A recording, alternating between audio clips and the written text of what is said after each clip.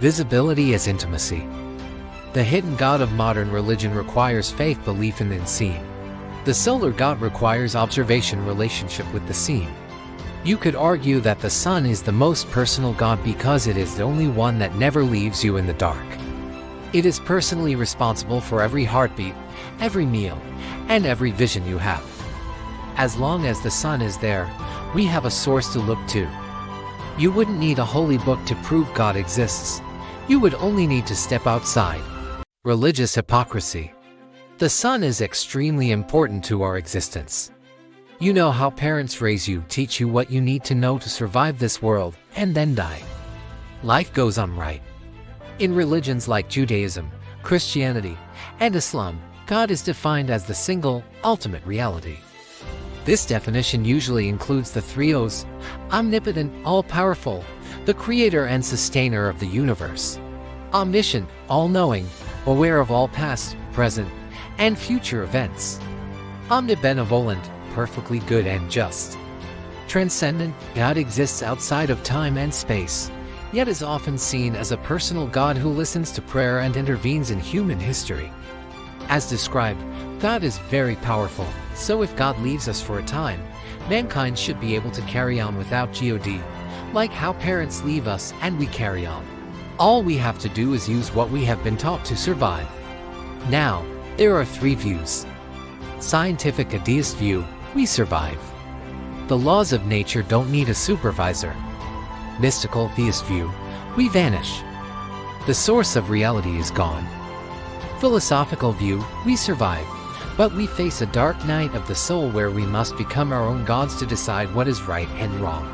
The mystical theist view is kinda weird because it's like saying God is woke, wakes up from dreaming, then we vanish, because God's dream is over.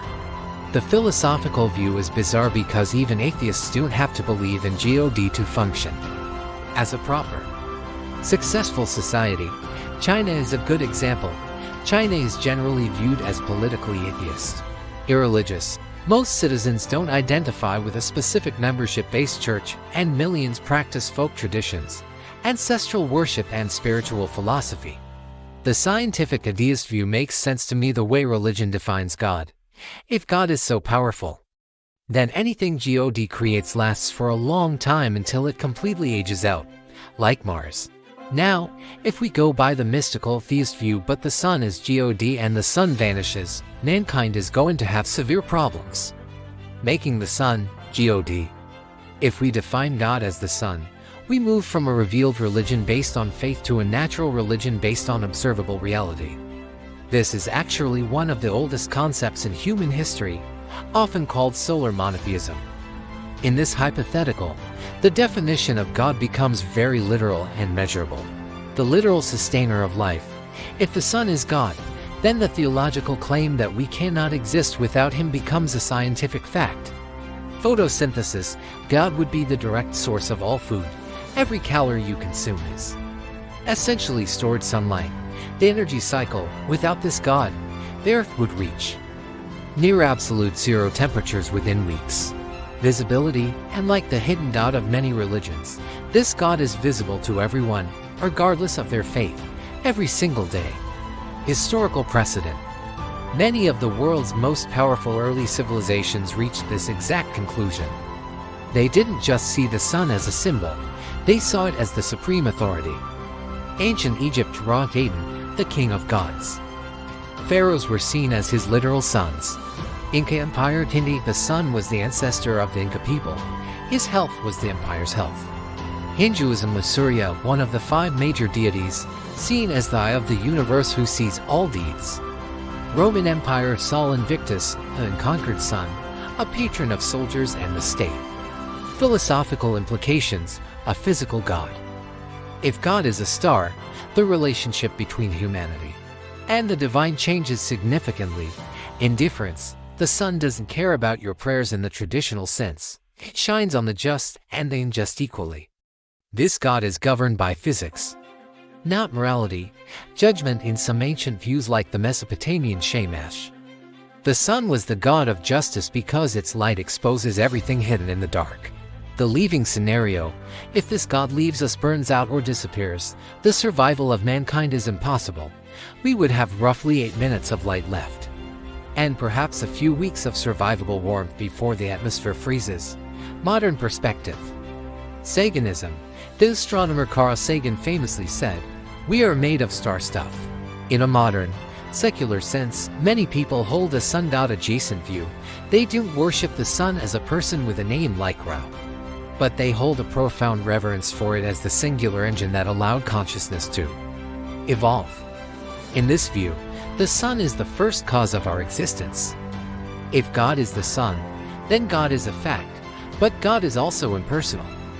Impersonal? Not necessarily. The hands of the Aten. If you look at the artwork of the Aten, the rays don't just end in light, they end in human hands. The personal touch: those hands are often shown touching the lips of the king and queen, or holding the breath of life to their noses. The argument: this suggests that the sun is personal through its action. It isn't just a glowing ball, it is an active participant that reaches out to touch every living thing every morning. In this view, the sun is more personal than a hidden god because its touch, warmth, light is felt physically by everyone. Consciousness beast ego. We often confuse impersonal with unconscious. Modern view: we see the sun as a ball of gas, unconscious. Solar theology view: the sun is the source of all consciousness. If you are conscious, and you are made of star stuff, then the sun is the parent consciousness. The connection: just because the sun doesn't speak a human language doesn't mean it isn't aware. Amenhotep III believed the sun recognized him. He called himself the dazzling sun, implying a shared identity. To him, the sun was the father in a very literal, biological, and spiritual sense. The sun as the universal individual. In many Eastern and ancient traditions, God is defined as the supreme person, Purusha in Sanskrit.